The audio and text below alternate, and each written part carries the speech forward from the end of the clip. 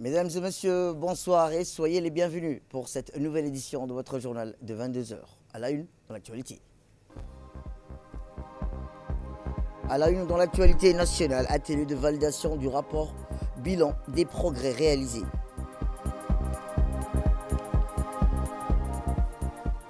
Et enfin, dans l'actualité internationale, direction le Proche-Orient, des frappes israéliennes meurtrières, optimisme de l'envoyé américain quant au pourparlers des cessez-le-feu à Gaza.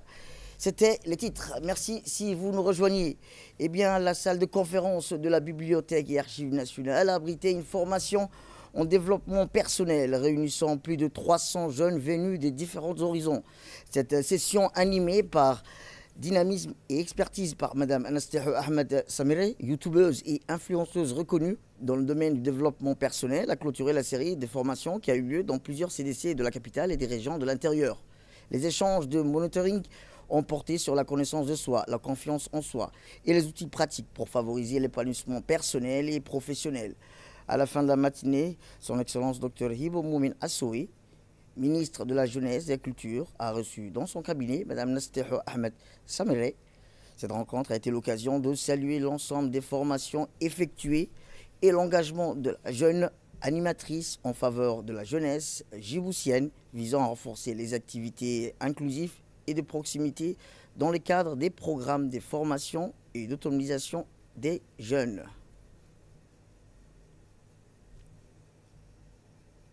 Écoutons à présent Mme Anastasia Ahmed Samireh. Alors mon nom est Anastasia Ahmed Samireh.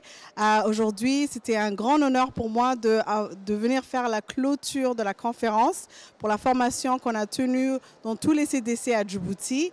C'était un honneur et un privilège pour moi d'avoir directement eu accès à la jeunesse djiboutienne et puis d'avoir fait une formation directement avec eux. Je tiens également à remercier d'abord le ministère de la Jeunesse et de la Culture pour m'avoir donné cette opportunité pour pouvoir faire ce travail, qui est un travail qui va certainement marquer toute ma vie, Inch'Allah. Puis aujourd'hui, c'était à la clôture, la conférence s'est très bien passée. Il y a eu un très grand effectif de jeunes qui sont venus participer à la formation. Puis j'espère que c'est seulement le début d'une grande aventure. Jazakallahu khairan. Et je vous le disais dans le titre, le mécanisme africain d'évaluation par les pairs, le MAEP, a organisé aujourd'hui à la salle de conférence du ministère des Affaires étrangères et de la coopération internationale un atelier de validation du rapport bilan des progrès réalisés par les institutions et les agences nationales. Était présidé par le conseiller principal du ministre des Affaires étrangères et de la coopération internationale, M. Mohamed Idriss Farah. Cet atelier a vu la participation du président coordinateur national du MAEP, Hamid Mohamed Aden, la secrétaire nationale du MAEP, Amina Ahmed Younis, les points focaux des institutions et agences nationales, les commissaires thématiques des axes d'intervention du MAEP. La rencontre ce matin avait pour objectif de mener à terme ces rapports de progrès couvrant la période 2025-2024. Ce rapport bilan est le fruit d'un travail intense des experts nationaux avec l'appui des points focaux et la collaboration des personnes ressources lors des rencontres de terrain. Il est l'aboutissement d'un processus entamé après le lancement en novembre 2024 de l'atelier d'information et de sensibilisation des parties prenantes au programme national d'action PNA, ces mécanismes, à travers une approche méthodologique combinant à la fois les rencontres de terrain et la recherche de documentaires. Les experts thématiques ont mis à profit des informations et des données récoltées. Écoutons un extrait de l'intervention du président coordinateur national du MAEP, M. Hamid Mohamed Aden. Et Djibouti aussi avait, dans le prolongement de cette revue externe, avait demandé une étude ciblée sur la décentralisation budgétaire ciblée. Ce rapport ciblé concernant la décentralisation budgétaire va pouvoir également se faire dans le courant du dernier trimestre de l'année 2025. Un autre contexte qui arrive à point nommé, c'est la synergie qui est recherchée, en tout cas, avec le plan national de développement. Aujourd'hui, cet événement également intervient à un moment important de notre cycle du MAEP, parce que le plan national d'action doit intégrer le plan national de développement au niveau national, mais aussi les actions prioritaires vont être déclinées au niveau sectoriel. Et pour ce qui nous concerne, une fois ce travail donc finalisé, on espère que ce rapport, la synthèse de ce rapport, va pouvoir être partagée avec les pays membres du MAEP lorsqu'on dit partage, le partage s'est fait donc au plus haut niveau, au niveau du forum, mais aussi au niveau de rencontres que tiennent les conseils nationaux de gouvernance au niveau des pays membres. Eh bien, voici les propos du conseiller principal du ministre des Affaires étrangères. Écoutons-le. Depuis son adhésion au mécanisme du MAEP en 2007, notre pays, la République de Djibouti, a beaucoup amélioré sa trajectoire en matière de promotion et de bonne gouvernance, de démocratie et de croissance économique. Et bien entendu de transformation socio-économique, pour ne citer que celle-ci.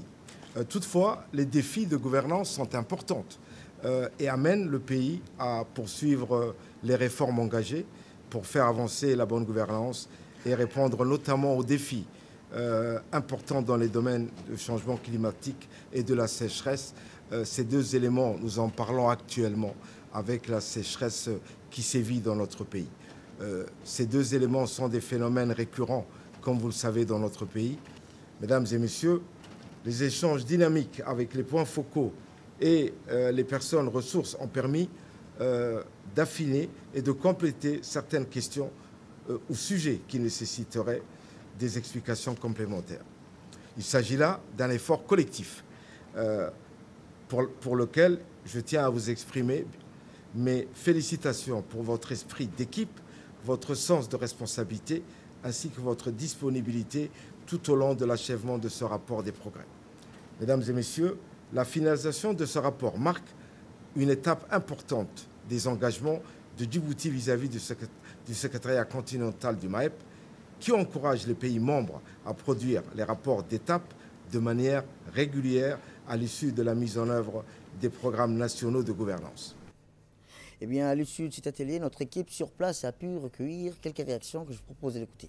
Aujourd'hui, en tant que représentante du ministère de la Femme et de la Famille, je participais à un atelier de consolidation du plan national d'action dans le cadre du mécanisme du MAEP. De fonds menés avec les membres du bureau du MAEP et les consultants nationaux.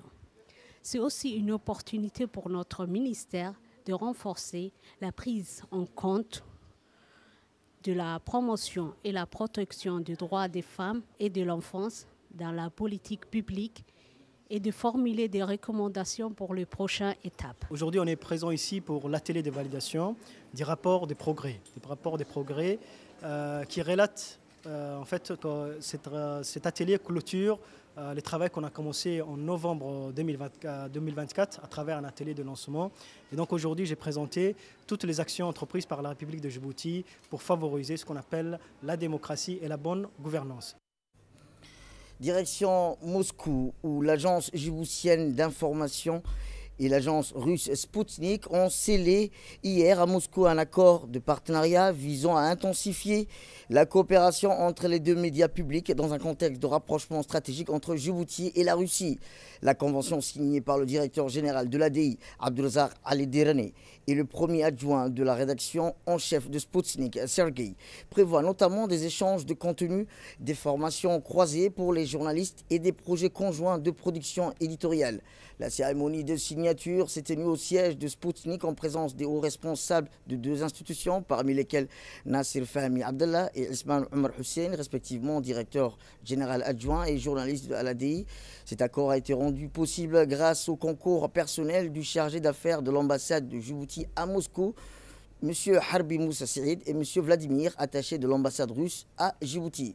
Cette convention constitue une étape importante dans la volonté de diversifier nos partenariats et de donner une visibilité accrue aux voix africaines dans le paysage médiatique international, a déclaré M. Derane, saluant ainsi un tournant vers une coopération éditoriale équilibrée et mutuellement enrichissante.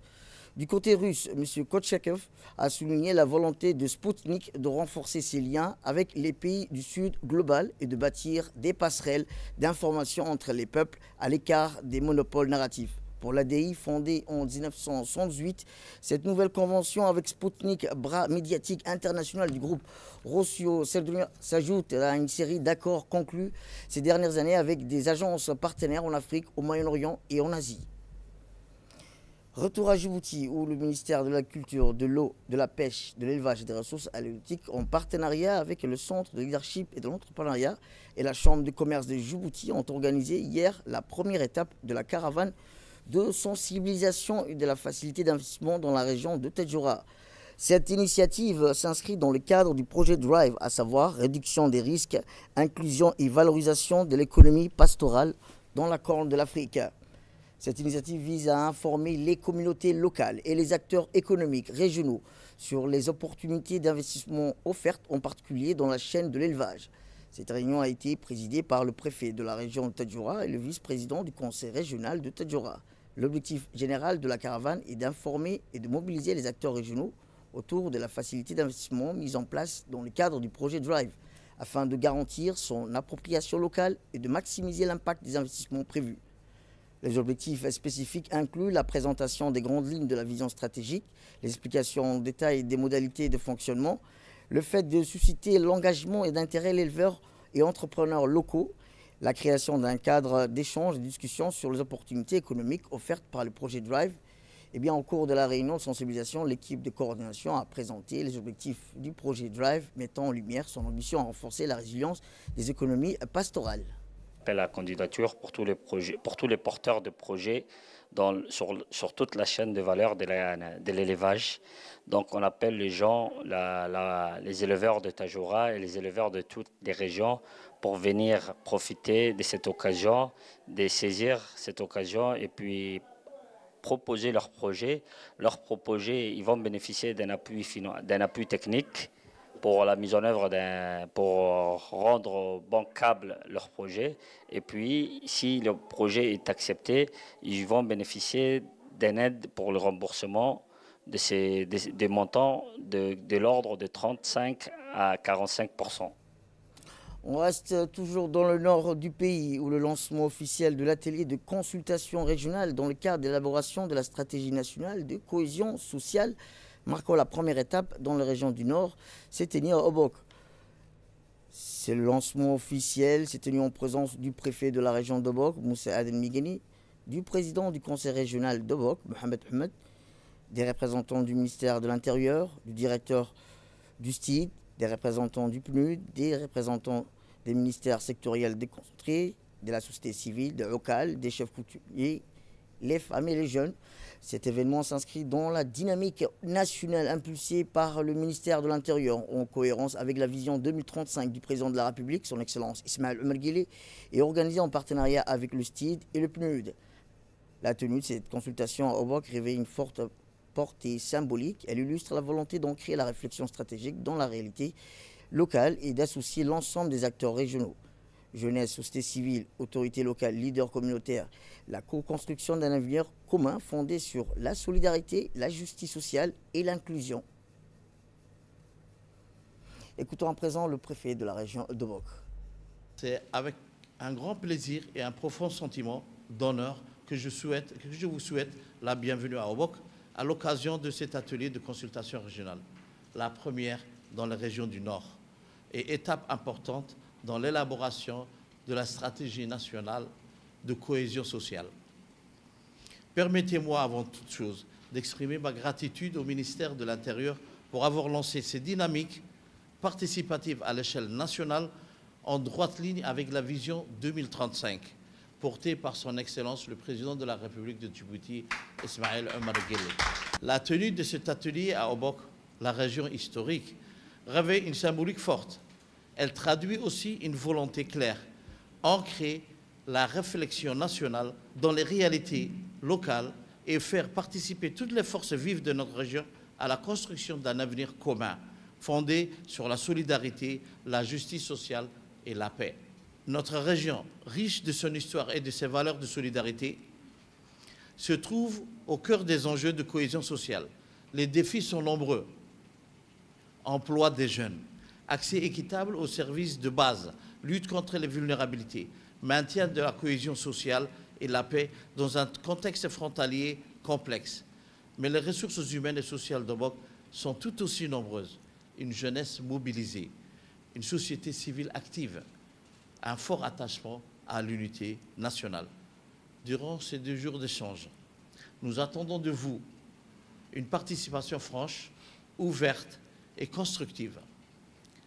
Vos contributions sont essentielles pour faire émerger des propositions concrètes, adaptées aux réalités du terrain et enrichir une stratégie nationale crédible et durable. Je vous encourage donc à vous approprier pleinement ces démarches inclusives, car c'est en conjuguant nos forces, par le dialogue, l'écoute mutuelle et la co-construction que nous pourrons jeter les bases solides d'une cohésion sociale renforcée à l'échelle de notre pays.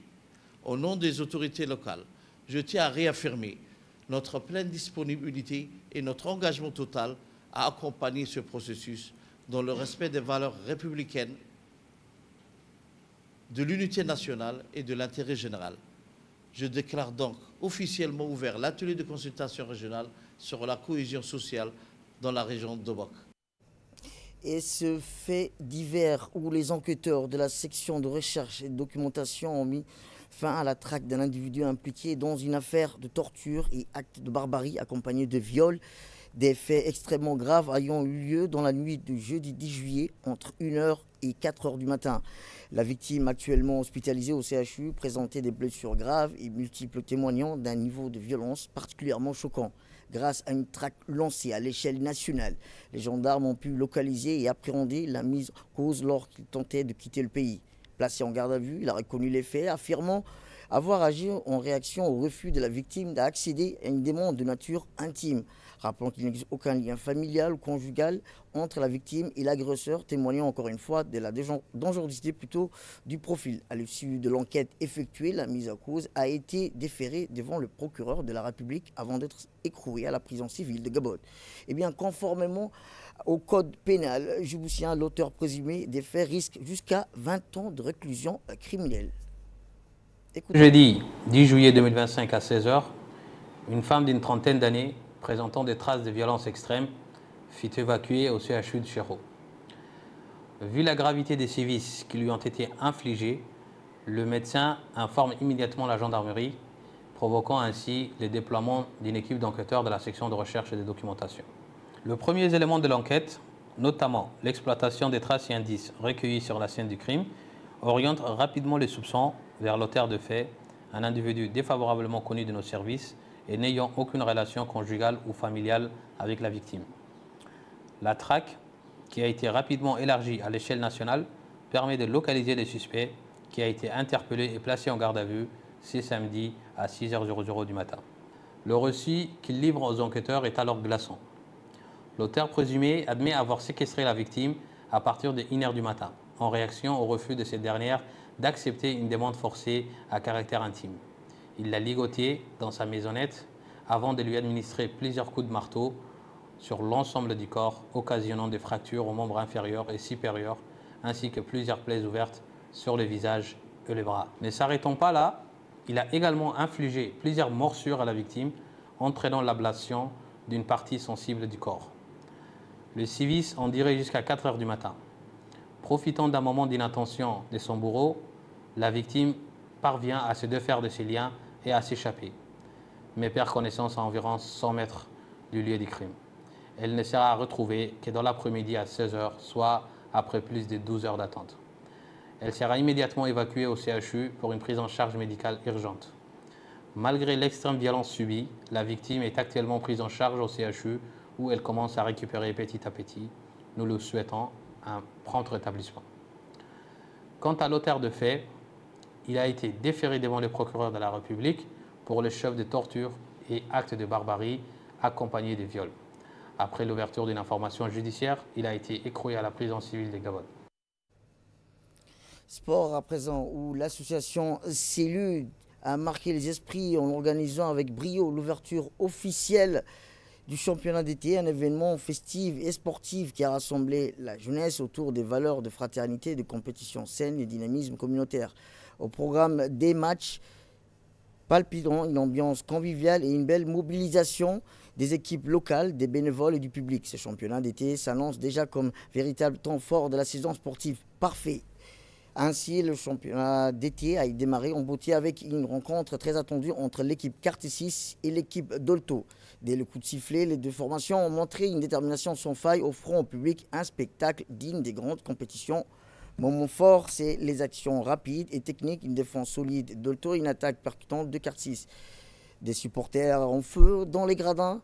Le championnat d'été, celui de marche d'ouverture et remise des récompenses. Ainsi, une cérémonie sportive et citoyenne marquée par la présence des autorités locales. Le championnat d'été organisé par l'association Célud a démarré en grande pompe avec un match d'ouverture spectaculaire entre l'équipe Quartier et l'équipe Dolto. Après un score serré de partout, c'est finalement Dolto qui l'emporte au tir au but, 3-1, au terme d'un match palpitant.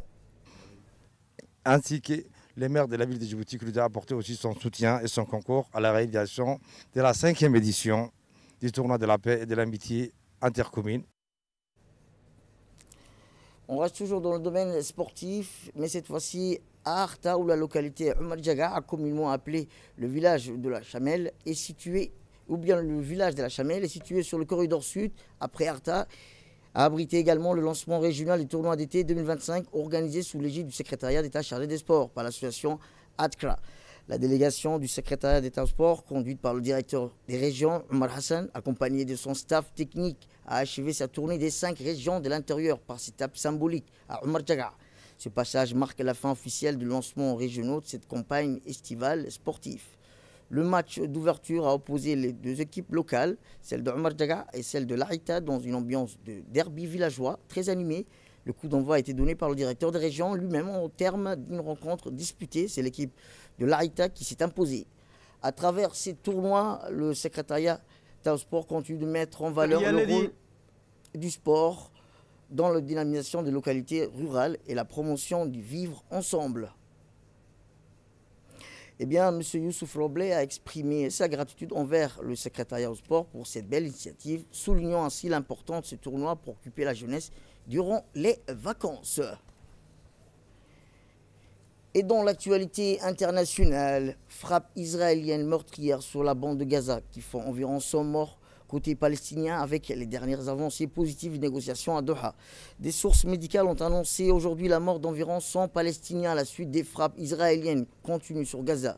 Depuis l'aube, le bilan des morts avait augmenté progressivement au cours des dernières heures, passant de 32 à 88 pour dépasser la barre des 100 morts. Les bombardements israéliens ont visé le nord de la bande de Gaza, où 15 morts ont été enregistrés selon des rapports intérieurs, ainsi que le sud dans les villes de Khan Younes et à l'est dans les quartiers, selon l'agence de presse allemande. Et enfin, au Maroc, où dans les oasis reculées du Maroc, les agriculteurs redoublent d'efforts et d'ingéniosité pour lutter contre la désertification en optimisant l'usage de l'eau. Ces îlots de fertilité au cœur du désert, autrefois menacés, deviennent aujourd'hui des exemples de résilience face au changement climatique. Avec l'appui des écologistes, les agriculteurs se tournent vers des pratiques plus durables, réduction des cultures gourmandes en eau, comme la pastèque, développement des cultures traditionnelles adaptées telles que les dattes, les olives, les céréales et les luzernes.